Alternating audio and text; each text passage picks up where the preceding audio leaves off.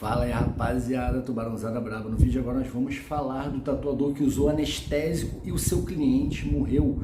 O que aconteceu? Por que o cliente morreu ao ser usado anestésico? Que tipo de anestésico era esse?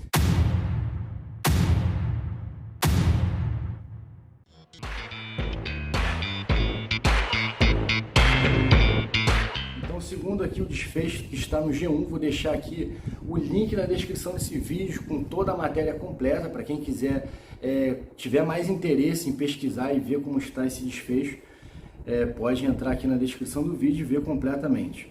Então, o anestésico utilizado era de uso veterinário. Consta aqui que no registro de uma veterinária, no rótulo.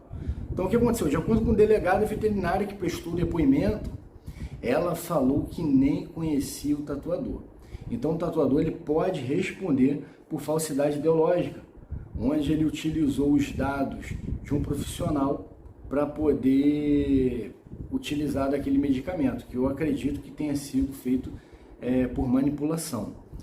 E detalhe, além disso, ele vai responder também por homicídio culposo, que é aquele que não tem intenção de matar. O que se dá aqui é um problema muito grande.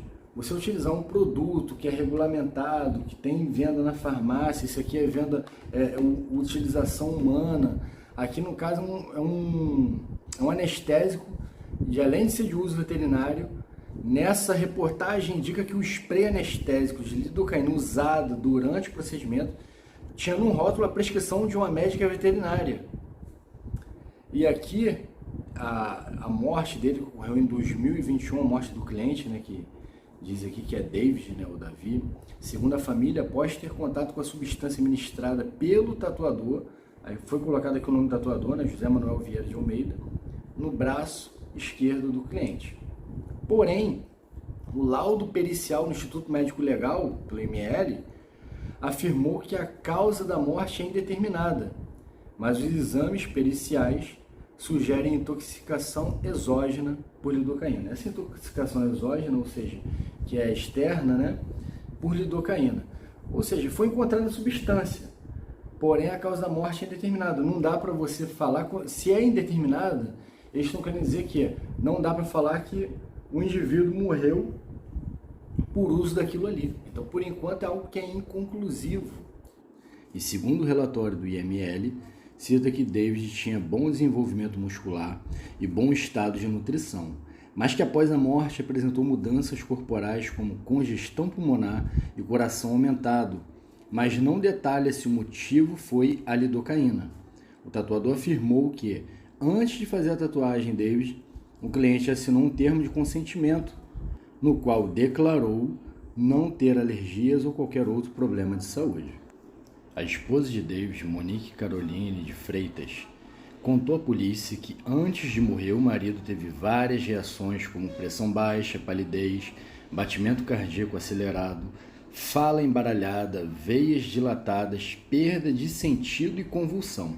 Os sintomas, segundo ela, apareceram ainda no estúdio durante a tatuagem. Monique disse ainda que as reações foram praticamente imediatas, aparecendo logo após a aplicação do medicamento. Bom, eu fiz aqui algumas pesquisas referente ao uso da lidocaína em relação ao período de ação e reações adversas. Com isso, nós podemos fazer uma análise comparativa das reações de David com as reações que são comuns ao uso desse determinado medicamento. A lidocaína é um anestésico local e causa perda temporária da sensação na área onde é aplicada. A lidocaína também é efetiva quando aplicada em mucosas e pele danificada, mas não quando aplicada à pele intacta, ou seja, a pele sem lesão alguma ou sem nenhuma brecha para que ela inicie a sua ação. A lidocaína tem o seu início de ação dentro de 0,5 a 5 minutos após a aplicação. E agora vamos para as reações adversas. Crises de ausência, nervosismo, apreensão, euforia, confusão, vertigem, sonolência, zumbido, visão nebulosa ou dupla, vômitos, sensação de calor, frio ou entorpecimento, contrações, tremores, convulsões, inconsciência, depressão e parada respiratória. Então essas são algumas das reações adversas que podem ser causadas pela utilização da substância lidocaína. E agora nós vamos para o tempo de ação. Trata-se de um anestésico de ação rápida, iniciada entre 3 a 5 minutos, sendo que o seu efeito tem a duração média de 1 hora em polpa e de 3 a 5 horas em tecidos moles. A dose máxima recomendada deste anestésico é de 7 mg por quilo em pacientes adultos. E agora nós vamos fazer uma análise comparativa das sensações que o cliente teve com essas que acabamos de extrair. Então nós temos aqui informações da esposa do David, do relatório do IML e do que nós extraímos da internet. Eu quero deixar claro em relação aqui ao relatório do IML é que essas mudanças corporais eles não estão declarando que foi em decorrência do uso da substância. Foram apenas mudanças que ocorreram após o falecimento, para que ninguém tire a conclusão precipitada e diga que aquilo ali, aquelas mudanças corporais foi por causa do uso da substância. Não, de forma alguma. E a única reação que eu vi bater, de acordo com a informação da esposa e de nossa pesquisa, é em relação à convulsão. Então a convulsão é uma reação adversa comum ao uso dessa substância. E ele teve essa reação. Mas ainda assim não é nada que a gente possa dizer. Nem o IML confirmou, a gente vendo aqui a informação, diz que não detalha se o motivo foi a lidocaína.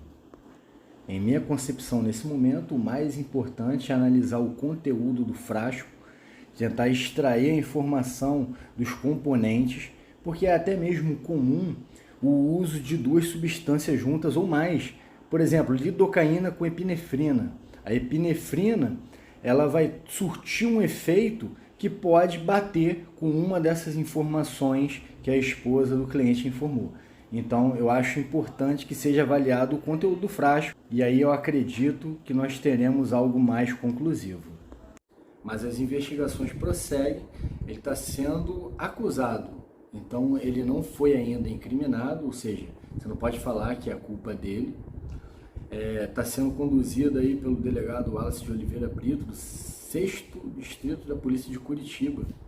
Então, de acordo com o delegado, a médica veterinária, cujo registro profissional está no rótulo do spray, prestou depoimento e disse que nem conhece o tatuador. Então, se ela não conhece o tatuador, aí já nós temos um problema. A questão é a seguinte, ela disse que não conhece o tatuador. Só as investigações, o jeito que elas forem conduzidas, podem determinar qualquer coisa. Aqui está sendo destacado que ela disse não conhecer o tatuador. Destacou também que na profissão dela não permite prescrição de remédio para humanos. Então ela só pode prescrever para uso animal. Então, qual a concentração de lidocaína que tinha ali naquele spray? A gente não sabe.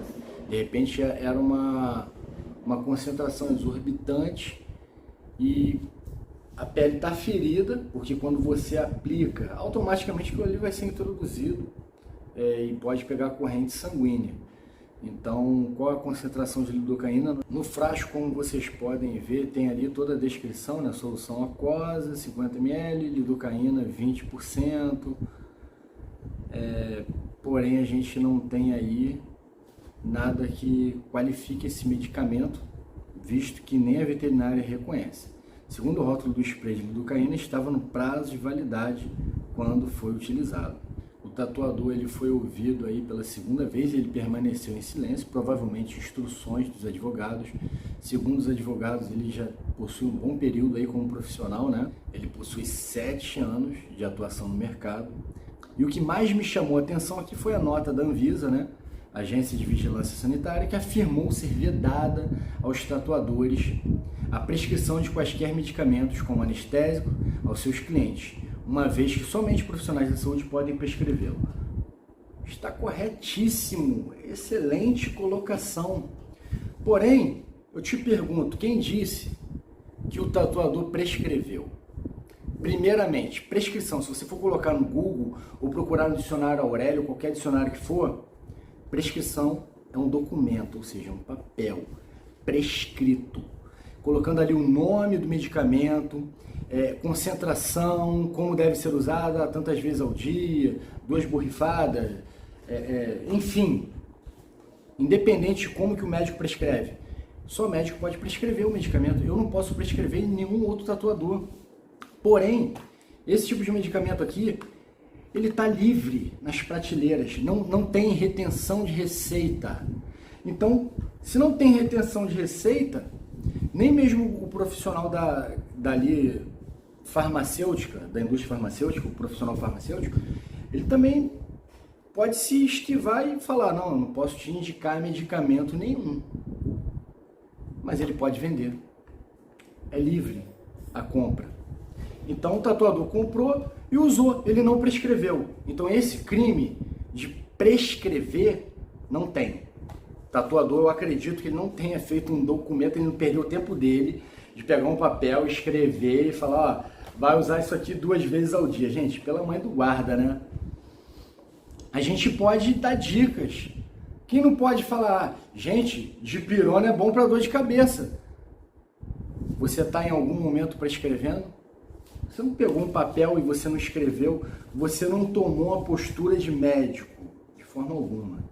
Assim como eu dou muitas dicas aqui no meu canal, em nenhum momento eu prescrevo. Dica é uma coisa, prescrever é outra. Prescrever é você colocar no papel como documento e passar aquilo ali para o seu cliente. Agora, uma dica não. A dica mais importante que eu dou é você ir no médico devido e ele sim vai prescrever o que deve ser tomado para você melhorar. Mas enfim, não estou falando que está errada aqui a colocação, pelo contrário, está correta, está coerente, mas nós profissionais realmente não devemos prescrever e nem sequer prescrevemos. E aqui nós temos também uma segunda nota, né, que é do Conselho Federal de Medicina, que a aplicação de anestesias pode ser feita apenas por algumas categorias de profissionais. Gente, concordo, não está errado. Mas que tipo de aplicação é essa? É intramuscular? É intradérmica? Ou é uso tópico? É apenas passar por cima? Então, se você adquire algo livremente em uma farmácia, eu estou com um ferimento aqui, isso aqui é apenas asséptico, é uma solução asséptica, ou seja, para limpeza, e ela contém um pouco de pouquíssima concentração de lidocaína. E aí eu vou aplico no meu ferimento. Eu mesmo apliquei no meu ferimento. Então aí eu te pergunto, eu vou ser indiciado porque eu não sou qualificado para fazer uso de uma solução tópica na minha pele? Enfim, uma dúvida. É uma dúvida que eu coloco aqui para você também que está me assistindo. Então, o tatuador está errado de pegar um sprayzinho livre e espirrar. Ele sabe ali a concentração, tem aqui aceitação total pela Anvisa, né? E em sequência nessa nota, né, o Conselho de Medicina destacou que o uso de medicamentos não pode invadir a competência médica e que a aplicação de cremes anestésicos deve ser feita sob orientação. Então aqui já deu mais uma esquivada, né? Deve ser feita sob orientação. Então pode ser feita por quem não é profissional da área da saúde, mas sob orientação pode, entendeu? Então enfim, segue aí a nossa contribuição para você que está aqui no nosso canal assistindo. Não tinha visto essa matéria ainda, e quem viu quis saber um pouco mais e entrou aqui. Então é isso, rapaziada, eu finalizo esse vídeo aqui com esse apelo. Vamos tomar cuidado, né, porque é responsabilidade muito grande, a gente lida com vidas e não queremos ter nenhum problema futuro. Ali é uma questão que, pô, independente do desfecho, pô, imagina o cara como é que ficou, ele, pô, fez uma tatuagem, a pessoa faleceu, pô, é triste pra caramba. Então acho que o profissional também não ficou satisfeito com o que aconteceu, me coloco no lugar dele, me coloco no lugar da família, é uma situação muito triste,